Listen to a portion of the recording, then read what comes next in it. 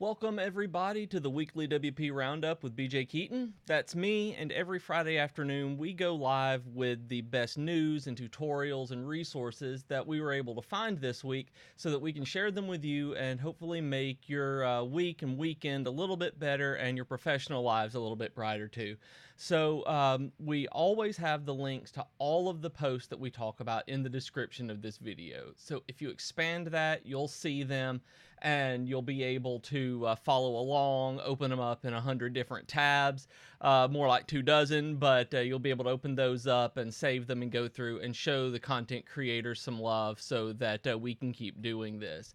We try to make this a very interactive show, and I just realized that my mic was muted this entire time, so that was fun.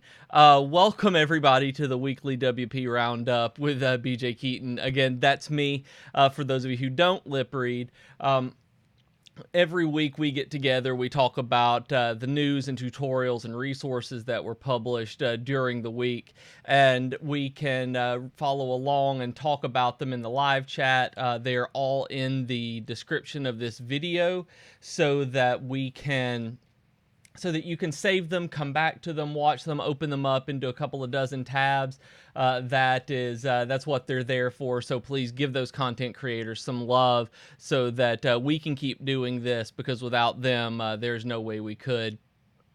Again, I apologize for not having any sound on at the beginning. That is always frustrating and on your end, and embarrassing on mine. So we've got that, and now that that's through and out of the way, I want to invite everybody to say hi in the comments. I see John and Tobias are here, doing very well, and I'm glad to see that. And Darren, this makes me always so happy to have everybody come in and talk. This is a crazy interactive show, so if you have any kind of questions, if you have any kind of comments, please feel free to throw them in the chat on either Facebook or YouTube, and you'll see me get distracted by them trying to follow along and interact with you guys. So I see Bianca on Facebook says, "Instill the Spider-Man lamp in the background." I have thought about moving that out of the way, and I've had people tell me no. So I figure that I'd better keep it for the time being, but I am looking pretty soon changing things up. So we'll see if it makes it. I see lots of people now in the comments. It makes me super happy. So I want to dig in on the news this week, because there's just one thing that I found. This week was a really, really slow news week. Like, there wasn't a whole lot of stuff going on just around WordPress. It was really a more of the same week, which is pretty good. So the main thing I wanted to draw to your attention was that right now, as we speak, there is a conference going on called WP Campus, and it tends to go center around academics, but really what it is a WordPress developers conference and WordPress users conference, so that we can showing how people can best use it. And while it does have an academic setting as its main thing, we can learn a lot from it. And the reason that I bring this up is because they are live streaming all of their sessions through tomorrow. The conference started yesterday, it's going on today, and it finishes out tomorrow. So if you click the link in the first link in the description of this video, it will take you to their watch page, where you're going to be able to pick any of the rooms that you want to. You'll see the schedule as you go down a little bit, and be able to see exactly what's going on. Right now, they're in Pacific Standard Time, so the next session starts in an hour. Yeah, an hour and a half is the next session, and like, they have bridging silos of information. WordPress is the center of a publication workflow, and then like circling back to semantic HTML with the HAX block editor plugin.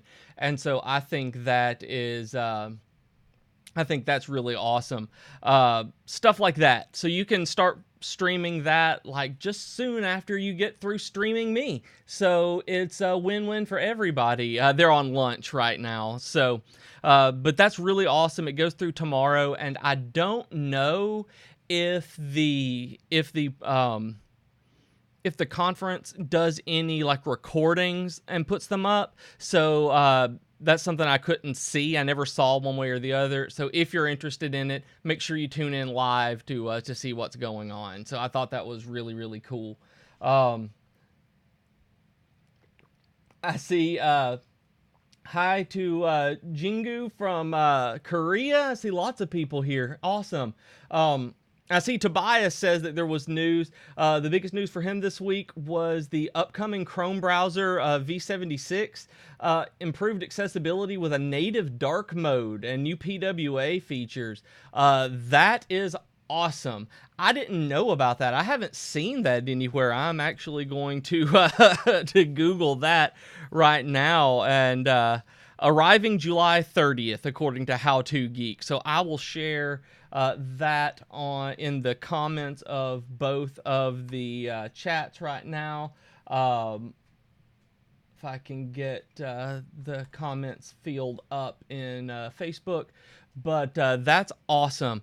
I did not realize that they were going to be having an automatic dark mode, but that's awesome. One of the articles that I'm going to talk about in a little bit is how to prevent eye strain, and I was just going to briefly touch on it because there was an extension that we've talked about before called Dark Reader that makes everything on the page so much nicer to read because it puts it in dark mode even if it doesn't support it. So having automatic dark mode being able to be built into the browser is fantastic. So thank you, Tobias, for sharing that.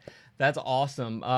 I've moved away from Chrome over the last couple of weeks. I've actually been trying to figure out if I like Firefox better, and I've been having a really quick experience with it. I've not had nearly the issues that I'd had in the past when trying to swap, so I'm liking it right now when it's taking up significantly fewer system resources, but a native dark mode and stuff like that sounds pretty awesome.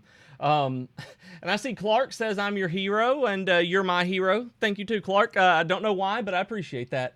I really appreciate that for Tobias as well. Appreciate you sharing that. So, like I said, stuff, I didn't see that one, and I didn't see a whole lot of just big news stuff this week that I wanted to talk about, but I wanted to get into the tutorials and resources this week because sometimes we're not able to get in because of questions, one thing or the other, and I really was looking at some of the articles that we had published this week on Elegant Themes, and I wanted to just kind of touch on them because there was one that's it's really close to my heart, and I'm glad that we published this article on the first one under tutorials. It's how professional writers deal with writer's block. And this is one that, even though there are a lot of people in the audience right now who aren't writers, and I know that there are plenty who are copywriters, who are content creators, but even if you're not, the reason I wanted to touch on this is because there was a comment on this article that was like, there's no such thing as writer's block. You just keep doing it. And I tend to be of that same kind of persuasion. For years and years, I've powered through when I've just not wanted to write anymore, like when my brain is fried. And because the idea of writer's block is that I like the way Orlana puts it, it's the paralyzing feeling when you just can't write, and it's staring at the page even if you know what to write. With even knowing what to write, you can't get anything out. And so the way that I think about this, and the reason I'm bringing this up, because it's a great article as well, the number one thing I wanted to remind you is that design block happens too, where you're just staring at Sketch or Figma or Divi, and you just can't figure out where to go and what to do next. And so one of the things this article talks about is just do it. just keep writing, just keep designing, do something. And that's where my biggest thing as a professional writer, and I've learned this when I was writing my novels, that it doesn't matter the quality of what you're putting down initially, that as long as you're putting something down, part of it's going to be salvageable. So even if you can't figure out what you're doing in the design, if you are completely stumped, do something, experiment, do anything out of the box that you can think of. Just throw some blurb modules on the page and see what you can come up with. And hopefully that will kind of get things rolling, because whenever I really have an article that I don't know where to go with, I will go get up, I'll walk around, and after that, I sit back down and I just write something. There's a good chance I'm going to delete it, but the only way that I've been able to figure out how to beat the whole writer's block thing, and I'm like the commenter on this one, where I don't really succumb to writer's block as the way a lot of people say you can't write for months, is that you write something. It might be garbage. You might design something and it will not be something you use, but it's gotten you out of that rut. It's gotten you through that wall. So I really, really, really want to push that on you guys, that if you get to that point where you're completely stuck on something, I highly suggest making sure that you just keep going.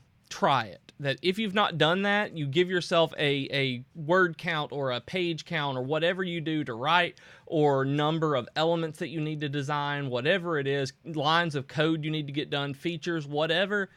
Try something. And if it doesn't work, it might lead you onto the right direction. So I really like that article and wanted to go go onto that tangent. Well, not necessarily even tangent, but I wanted to go down that avenue. I appreciate that, Clark. I'm glad that we're able to help. And and John, I was talking with Matt, our video producer, video specialist, yesterday, talking about some of the things that we write where we just have to scrap them. It's going back and looking at the stuff that like maybe we've written in college or something like that, and it's like looking at some of the stuff now. It's just like, I don't know, but this just isn't good, and I got to write it again. That's just part of it. You never grow out of that kind of thing, and the number of times I erase a comment before I post it is probably more than most people. I see Donald, you arrived late, and can I start again, please? And I've already had to start again once, my friend, because I didn't turn my mic on. So we only talked about the WP Campus live streams. For those of you who are coming in, we went over that you can watch WP Campus Conference live streams live right now. Chrome is having an update, version 76, that's going to have a native dark mode, which is awesome. Thanks to Tobias for that one. And we talked a little bit about writer's block and that whether or not that's a thing, and that you can really push through and get something written. Darren says that the Chrome 76 should have backdrop filter support too, if you're interested in that. Like, that will be awesome. I know that y'all have been talking about that on here in the past. Another one we posted this week that I really want to talk about is creating custom... Okay, here, I'm going to get tongue-tied. Creating custom column side navigation for one-pagers with Divi. Donietta always has the tongue twisters, and I've got to slow down to be able to read those. What this is, and the reason I really like it, is something that I wanted to be able to do with Divi when I first started using it and couldn't figure out how to do it, and then figured out how to do it, and then now Donietta is showing me how to do it better. And I say me because I feel like this one's targeted directly at me. So I really like what she's done here on being able to use the columns and the display order, and being able to get it to show up at the top of the screen in mobile rather than at the bottom, which makes a huge deal, huge difference in everything. So her stuff is always beautiful, and it's wonderful, and so y'all should definitely check it out.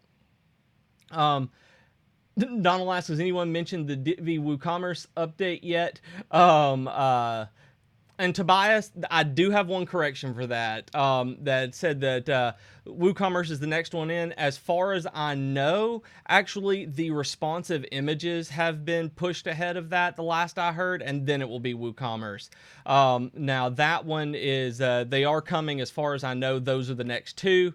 And so those have moved around just in order because of the way development works. That may have changed since I saw and heard last. So we'll see about how that goes. I wish I knew more of a plan than that, Tom. Not being on the dev team and the content team instead makes it so that I'm relying on other people to provide me my information, and I haven't seen anything in particular. The same goes for the Divi 4.0 and the custom headers and footers, which I know we'll get asked about at some point, is that that one's being planned right now for a launch of Divi 4.0. We're getting everything together, and as soon as I have a date on that so that we can announce the launch date, that I will absolutely tell you guys. I promise you that when I know a date on that, you guys will be the first to know, and I will put it at the very beginning of the show, no matter what, when I find out what that is. So that's all I know about those right now. And Tom asks, along those lines, does Divi post a plan for their work? Our developers have to have sprints planned out for months out and publish. Yes, as far as I know. Within the development team, when they split up the duties, they know approximately how long each initial phase of development should last. I know that the way that they do it is they have different people assigned to different kinds of features, so we don't have like the entire team working on one thing and tying up all the development resources, while some people are working on bug fixes, some people are working on WooCommerce, some people are working on responsive images, and they have a plan for what order they're going to be tackled. But as far as that goes, I don't know anything beyond that. I'm not sure how any more than that goes.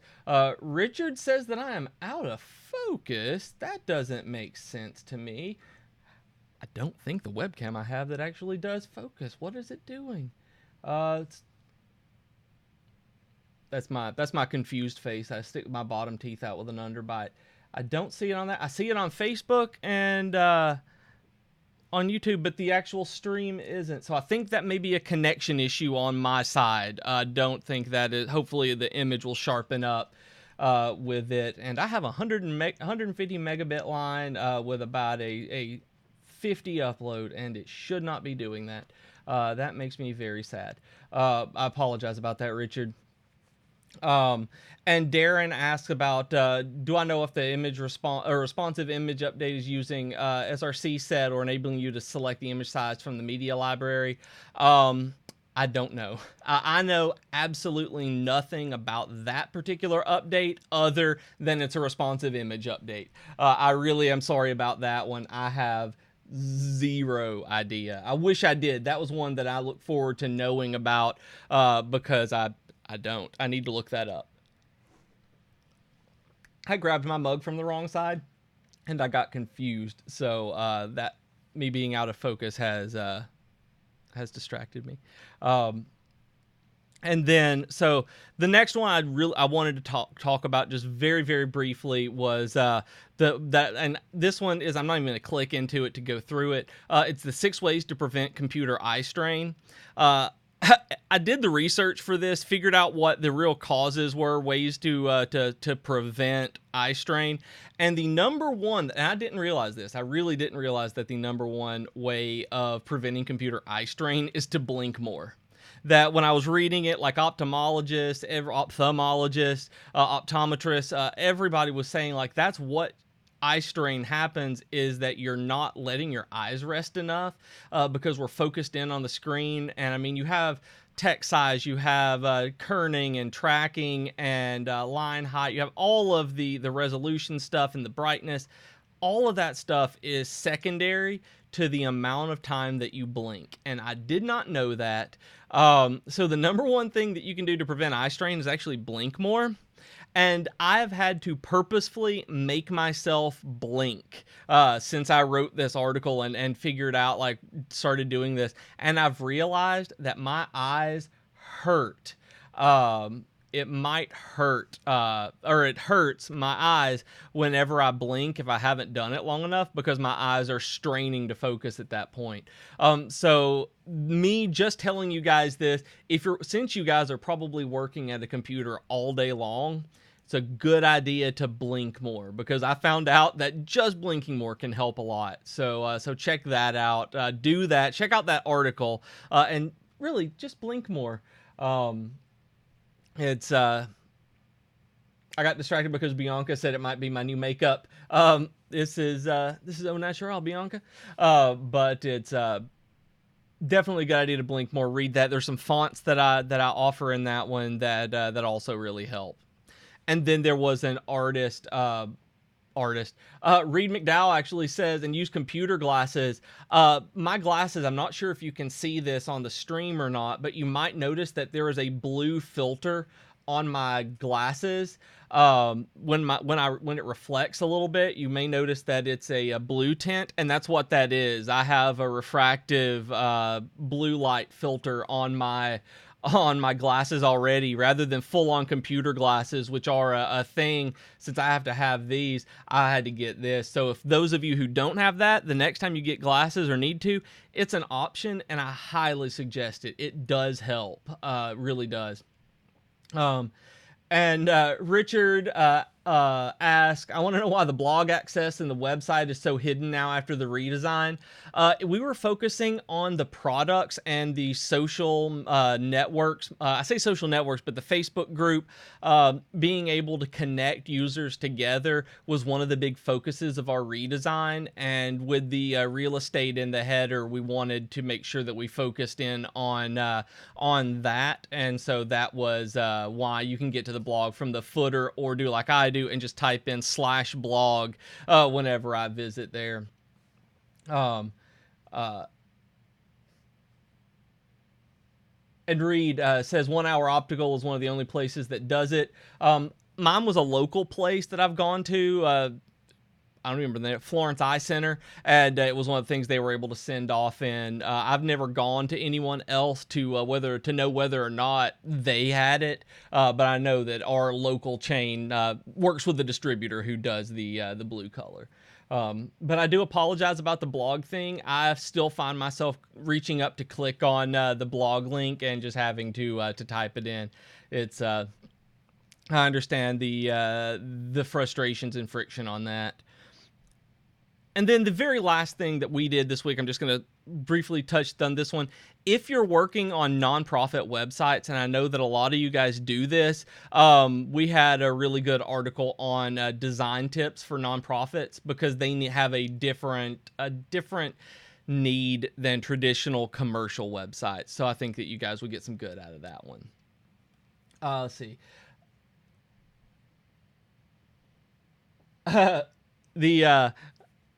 Let me think. I got distracted by the comments, you see. One of the things that I saw this week was davidbissett.com posted a thing for dealing with conference rejections, for being a speaker, that if you get rejected for a conference, and there is one thing that hurts. I mean, this one wasn't even published this week. It was just shared this week, and I saw it, but I wanted to put it in here. It's about when you apply to a conference, whether it's a WordCamp or any other speaking engagement, being rejected is not fun. It kind of hurts your feelings, especially if you're like me and really like being in front of people and consider yourself pretty decent at it. So when you apply to something and get rejected, it hurts. And it's nothing personal, and it takes a while to get to that, but he talks about things that can really help you hone in and either deal with rejection better or get you the speaking spot next time. And he talks about like realizing your odds, that sometimes you're just applying for limited spots. It's like applying for a job where they have 5 slots and 500 applicants. It's not everybody is going to be able to get into to do that. So just realizing that it may be a long shot. asking for feedback really does help. Say, hey, what was wrong with my proposal? I'd like to make it better for next time. One of the things I used to do as a literature teacher was I would always I would teach them how to write a conference proposal. And that was one of the skills I think that everybody needs who's going into a professional career. And so I made sure that my literature survey students would be able to do this. So what I did was bring in proposals that I'd had accepted and proposals that I'd had rejected. And because I'd asked for feedback on what it was that I'd been rejected on, I was then able to teach these people, my students, on what not to do. And so if that's something that you ever get rejected at, find out what's wrong. I mean, it may have been, it was great, we didn't have room for you, or this was a better fit topic-wise, but it could be that your proposal was just straight up wrong, which is what mine did. And so I was able to go through these steps of why mine didn't fit. Mine would have not been accepted to any conference because it was a bad proposal. Talk to them about why, and then what I did to fix it for the next proposals that I haven't been rejected since. Knock on wood, I guess, but we'll see if I'm sure I will be. But when I started following these things that the conference organizer said, it became much easier to get accepted. But it's stuff like that. I would really suggest that if you do speaking, and that's something that you want to get into, it is definitely an article to check out. If you don't care anything about speaking, then that might be one to skip over this week, because that's not for everybody, but it is a really good article, even if I did only find it this week and it was published a few years ago. Let me scroll down a little bit. Really quickly, Aspen Grove Studios wrote an article on how to remove the uncategorized category from WordPress. And I put this one on here because you technically can't remove the default, I was going to say the default conference, the default category for WordPress, but there are a lot of people who are still using the uncategorized for one reason or another, and it hurts me when I see this. So I want to make sure that you guys know that you can change the name of this. That the biggest way to remove that category really is to go into your categories menu and hit edit, so that you can rename it and you can rename the slug, and it will change the URLs and everything that go along with it, so you can have it be a general category or something like that, because uncategorized is not good for site schema. It doesn't work for Google bots. It doesn't work for SEO. It is just not good in pretty much any way whatsoever then when you do that. So I highly suggest you don't use uncategorized, and that you suggest to your clients that they don't use it as well. And then they also suggest ways that you can modify the category settings in Divi itself, and then do like 301s and how the writing settings and things like that work in WordPress. I see that AKA Money says Elementor greater than Divi, and I do not agree, but Elementor is a good piece of software. Like, I work with Divi. I work with Divi, but on top of that, I work with Divi and really like it. Elementor does have a really strong product, but I like Divi a lot more myself. Not saying that I don't use Elementor. There are pages that I've designed using it. So, it's one of those things, like there's room enough for everybody, and a rising tide lifts all boats. So it's really one of those things to me. Bianca says on Facebook, but even with the uncategorized category, it's still categorized, so the name is confusing. Yes, that's exactly it. And that's why it's bad for SEO, because when they're looking at different categories and they're looking at your sitemap and they're looking at the page schema, it's showing something in a category that is by definition not uncategorized. So it really messes with the robots. And so it's not a good thing. And I really wish they would just change it to general or something like that as default. But you're absolutely right. It's a headache when it comes to to do that, because it is. And I've actually published things when I've forgotten to change this. I published something on one of my podcasts or one of my blogs couple of weeks ago that I went back and looked, and why the URL that I typed in for the permalink was broken and why it didn't go anywhere. It was because I didn't change the category from uncategorized to something else, because I am a dodo.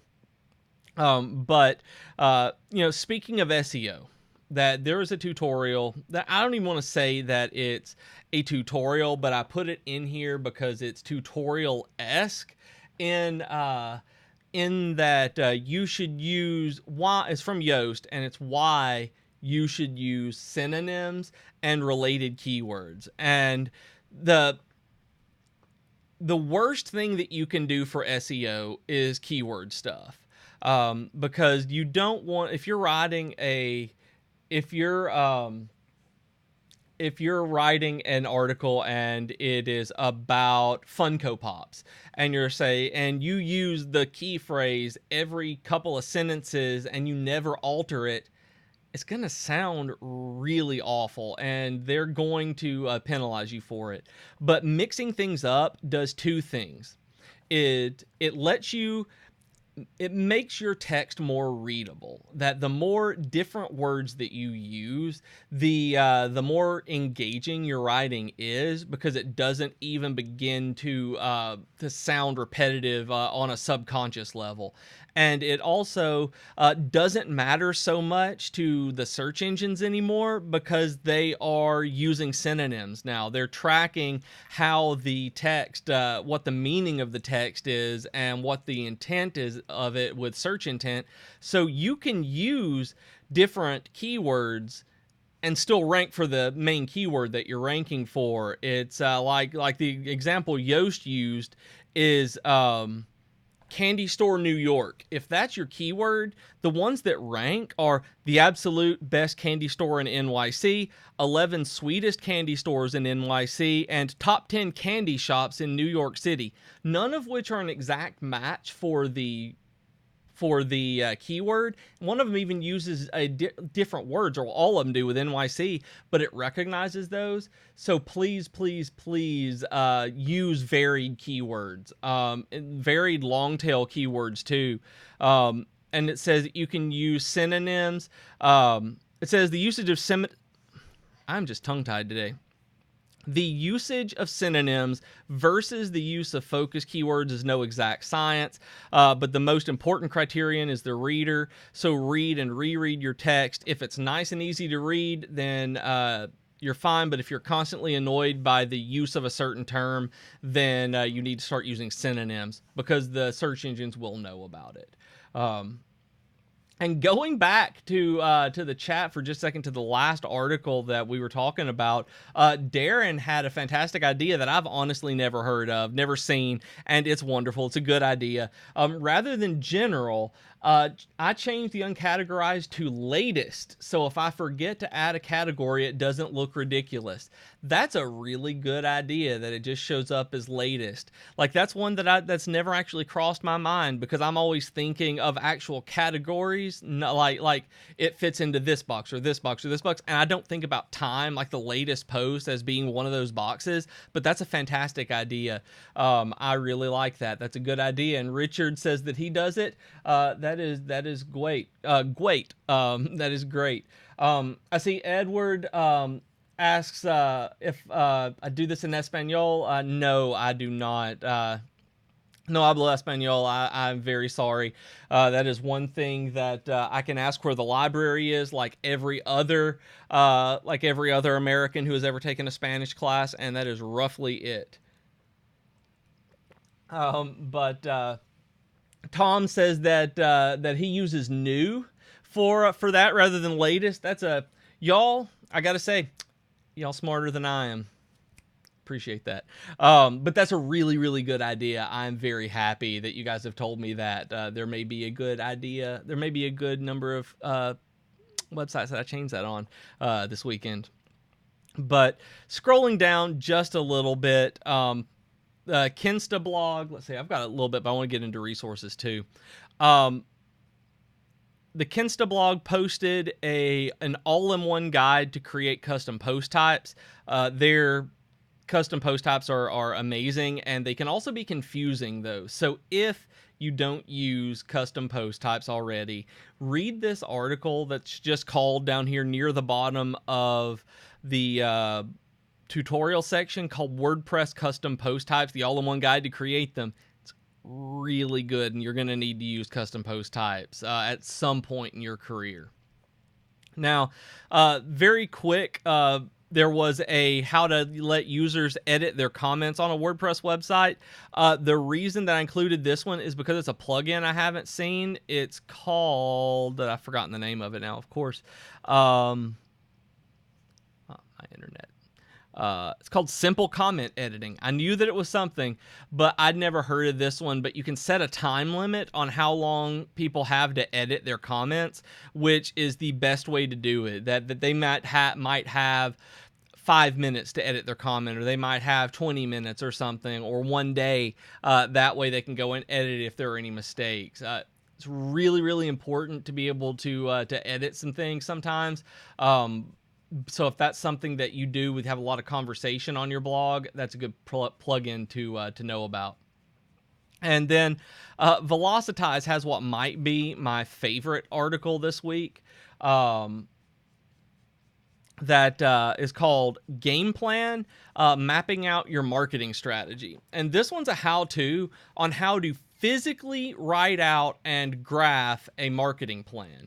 And what I loved about this, now I love Velocitize anyway. Velocitize is a tech magazine, and they do really, really good stuff like this. And it is, you're using paper, colorful pens, sticky notes, and coffee. What I like about this is that it doesn't try to use any major pieces of software. It doesn't try to sell you on a new service that you're going to have to pay for.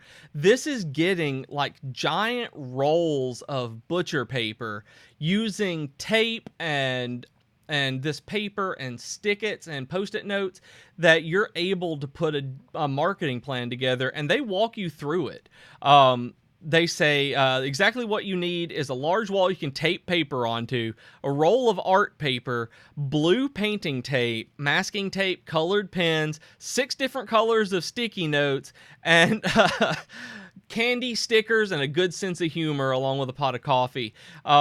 But why I like this is like you're gathering calendar items so that you can really plan out what you're going to be doing. You're placing the events on there, but they can physically be touched and moved around. And then it's like looking at your objectives, like you set things up on this calendar, looking at KPI, looking at different objectives and goals.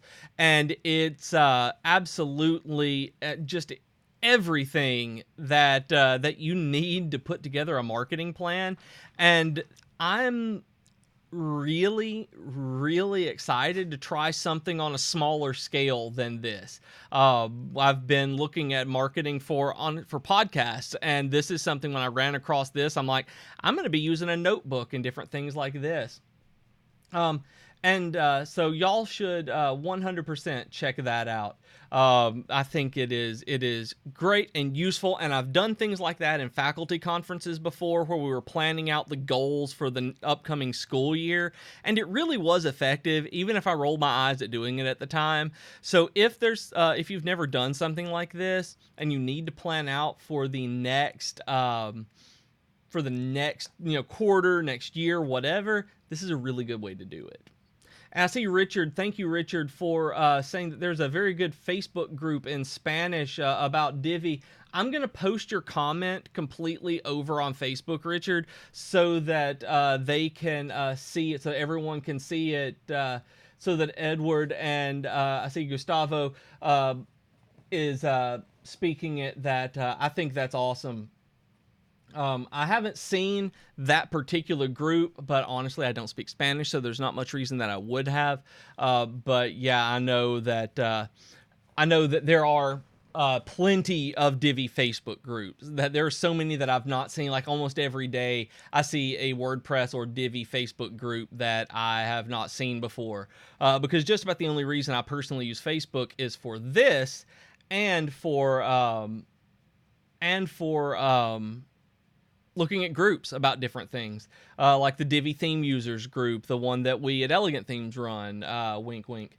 But Tobias says it's almost like there's a Facebook group for every language. We've even got one for Danish speakers with almost 1,000 members. Like, that makes me so unbelievably happy that it really does. That Divi is so around there, and that might be is that a WordPress group, Tobias, or is that a Divi specific group? Because either way, having this having a community that's all across the world and able to communicate across within local communities. I say local, but it's not quite right. But not being excluded from not being able to speak a language, that everybody is doing that. It makes me just so happy that those exist. That the Danish, that one's Divi only with 1,000 members, that WordPress is about 15K. Like, that's crazy awesome. So yeah, if y'all speak a language that's not English and you have Facebook groups that you want to invite other people in, please share the names in the comments here. People are always looking to join things like that. That is something that I know that we're all about community. So if you have a name of one, you can't share the link or anything because it's prevented by the software, but you can share the link so that if you have like a Spanish one and you have a name of one, the Danish one, that would be fantastic. So I really appreciate what y'all do. Like, it's awesome. And I don't know if you're on I don't know if you're on Facebook, Tobias, but Alexander Sasha, I'm going to mispronounce that, I apologize, says, "Woohoo, Denmark," with a flag and a heart. So that just made my day, I got to say. So thank you, Alexander. Oh, man. Oh, I love you guys so much.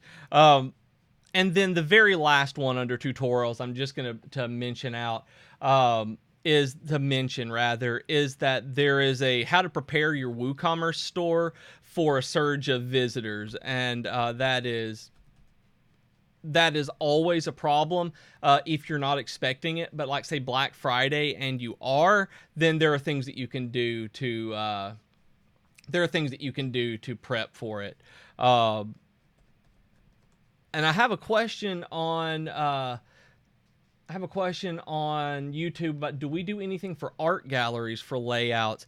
And I thought we had. I'm actually looking right now, Matthew. Yes, there is an art gallery layout. If you go to elegantthemes.com/layouts, or within your Divi builder, you can type in art, and there is an art gallery layout. I know that might be the only one. There's a makeup artist as well, but that's not the same thing. But see, type that. I'm typing this into the comments so that everyone has it. That if you search for art, there is an art gallery one. As far as I know, that's the only one I know of. But as far as other than that, I don't think so. I haven't looked at the Trello board in a while, which I'll do right now for you, and see if there's anything like that coming up, because they're always working on different things. I don't even know. I can't keep up with all of the different layout packs that are going on. They put out so many of them. It's crazy. They're awesome. Let's see, I'm going to look for layout pack suggestions. I apologize about the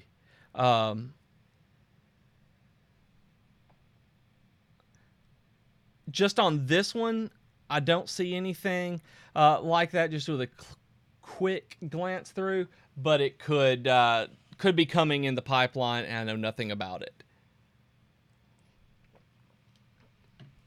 Matthew says it's sort of a custom build working with Divi, and it's working out well. I have another question about the archive builder with filtering. Yeah, absolutely. Type that out. Let us know what it is, and if I can't answer it because that might be more of a community question. Um, but yeah, for sure.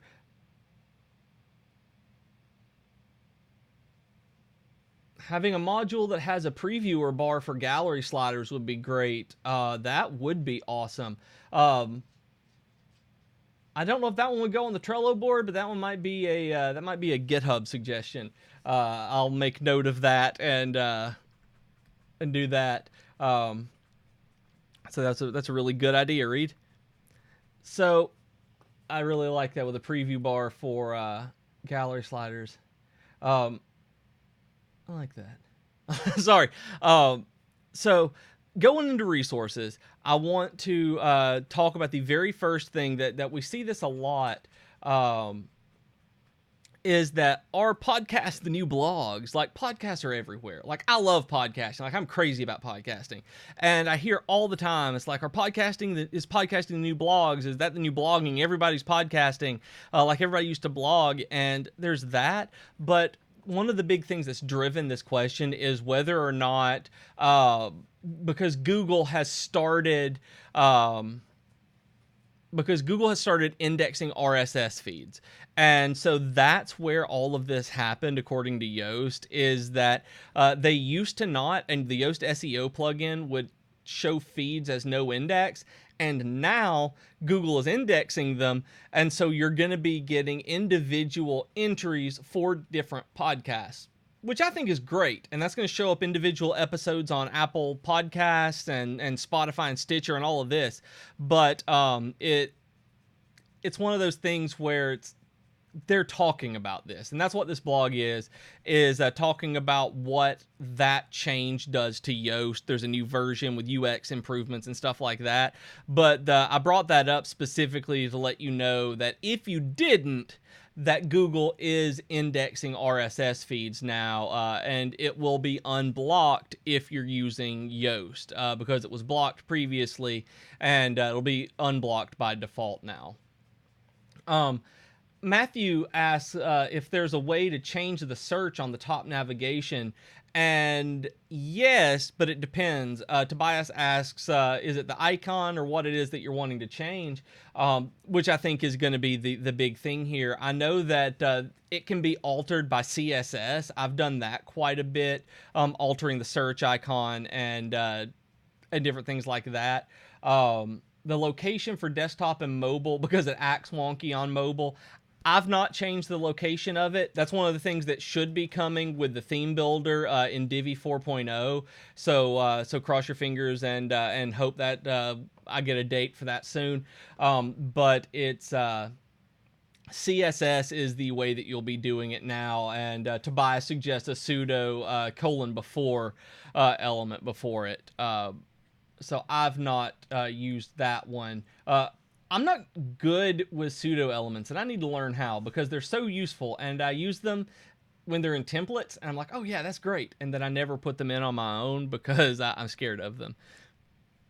But yeah, that's definitely the way to do it. That's how I've moved the navigation around on mobile before. I've got one of my sites where I just took the position and floated it down to like mid-hero section off to one side, because I didn't want the entire thing. So I squished it into a square basically and moved it with CSS for the entire header. And then on mobile, it's just the hamburger icon that's there. So you totally can.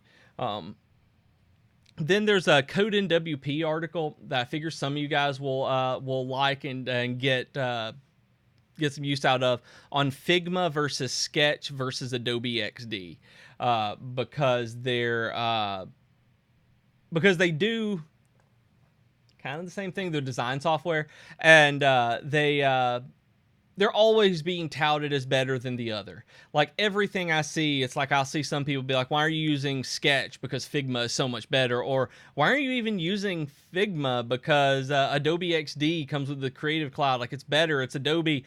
And so I see stuff all the time, and then people are like, Sketch is a standard, y'all, we're going to use it. Where there are 1,000 different opinions on why each one of these three is better than the other, and this one's just a breakdown. So it's one of those things I love reading. Figure you would too. I'm also gotten really into newsletters lately, and I know that sounds like totally 1997, but it's something that I've really enjoyed reading in my emails every day, and I really like finding good newsletters that take about 2 minutes to get through. So I saw this link, and I haven't seen a lot of these on here. That's like TLDR, like bite-sized news for busy techies. There's the Download, Exponential View, Fully Charged by Bloomberg. There's one called Box of Amazing that I'm going to be subscribing to. Obviously, the Hacker News newsletter.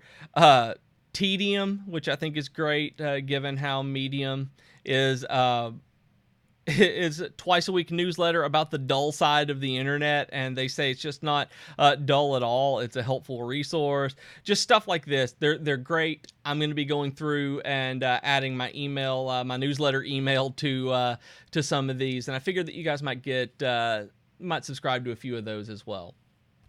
I see Alexander on Facebook says, I'm new to Divi and wondering if it's possible to have a totally blank page in WordPress you can start building from. Normally there is a default theme on WordPress with a navigation bar and so on.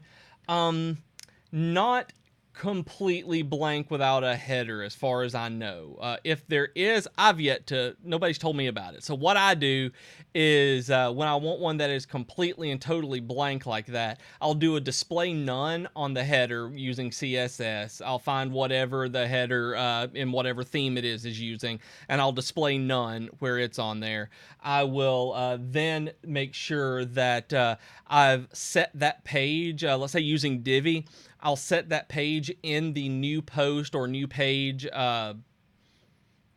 template as full width. That way that if you set it as full width, there's not going to be a sidebar there, even if it's a blog post. So if you do that, change it to the full width, you'll have completely blank. And then if you're using a theme that has, and using the Divi builder with a different theme, that theme might have one for the header to hide the navigation menu. Otherwise, one of the easiest ways for me is to do a display none, and then I'll use a Divi module elsewhere to display a menu or a different plugin to build a menu a different way.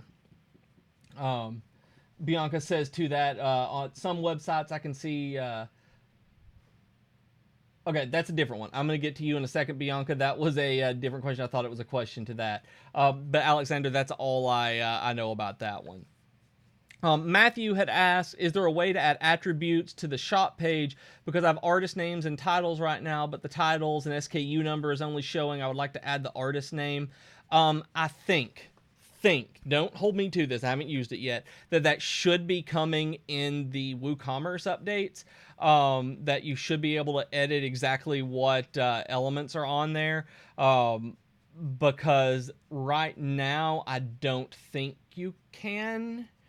I've never had to add anything like that. If it's not in there as a custom field, you might be able to add it as a custom field on there. But other than that, that's probably a WooCommerce thing. Or I think it's Divi Woo Modules is a plugin for that you might want to check out. I can't remember the exact name of that one. Have to Google it and see for you. Divi Shop Module, nope, that's ours. WooCommerce Builder, that's it. There we go. WooCommerce Builder is a Divi plugin that you might be able to do that with, to add the extra one in, if you need to do that before the update comes out. And then Bianca says, on some websites I can see some tools to help persons which have different disabilities to read the websites. Do you know how to do that with Divi, a disability mode or so, enlarge the fonts or something like that? That gets into a little bit more than just straight up Divi. There are ways to do that using Divi A/B testing. I think there's like A/B things. I'm not sure honestly how to set the defaults on toggling between that. Let's say that if you go to the website otherwise, I know there are plugins for it, is what I've known for that. The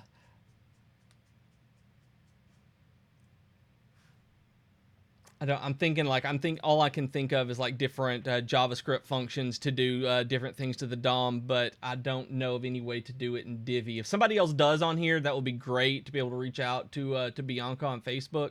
But in the comments here, I'm not saying everybody just rush to DM you, but I don't know anything like specifically in Divi that does that. I know we have accessibility options, but in terms of just being able to like change the website to increase font size for this, I think would require external plugins or code to do that. And Matthew says it's pretty great, the WooCommerce Divi builder, but needs more customization than that. I'm sorry, that one I don't know. I'm apologize. I feel like this today I just don't know nearly as much as I should have. So, and then to wrap up, since I am out of time now, I do want to end it with another list of things that I think that I found incredibly helpful from WP the podcast. Again, I really like these because they're super short and they get right to the point, and their notes really are just very straightforward. That talking about 3 marketing podcasts, Marketing School, Marketing Secrets, and Online Marketing Made Easy with Amy Porterfield. I love marketing podcasts. I love them so much. I can't wait to listen to these, and so I hope that you guys do as well. So that's all of my time, y'all. I appreciate you coming out. I appreciate your questions. I'm sorry that I wasn't able to help nearly as much, Matthew, as I would like to be able to. Hopefully the WooCommerce options will be able to help you with that soon. Other than that, it might have to be digging in on the WooCommerce PHP and adding that field in HTML there, which is possible, but that's a little more customization maybe than you want to go in and deal with. But I appreciate everybody for tuning in. I see one more question, and I'll go ahead and see if I can answer that one. This came in from Val on Facebook. Do you know if there's a way of creating an event calendar without getting a third-party plugin? And I don't think so. That's one that I don't think that there is any, I don't believe there's any way to do like bookings and events and stuff like that natively in Divi, that kind of stuff. The ones I've used, the plugins I've used are the events calendar and Bookly. I've had really good luck out of those. They're relatively affordable for depending on what you need. The first professional website I ever designed used Bookly, so I've always got that helped me start freelancing, so I appreciate that particular plugin. But there are really good ones, but no, I don't think that Divi does one on its own. I appreciate everybody. Thanks for tuning in. We do this every Friday at 3 p.m. So if you are not subscribed, it would be great if you would ring the bell on YouTube and tell Facebook that you would like to know about the show when we go live, about when the page goes live rather, and you'll be notified at this one or any of our other live streams. Whenever there is a Divi feature release, Mac does a live stream at 6 a.m. Eastern to walk through that and answer questions. And we have a Tuesday afternoon at 3 p.m. Eastern use case stream with Jason or Donietta, and those are always incredibly useful. And we all learn how to use Divi just a little bit better thanks to them. So make sure that you tune in for those. I really appreciate you tuning in. I see Uncle Social did decide to join us, so I appreciate that. I was wondering where you might have been, buddy. And I will see y'all next Friday at 3. Bye, everybody.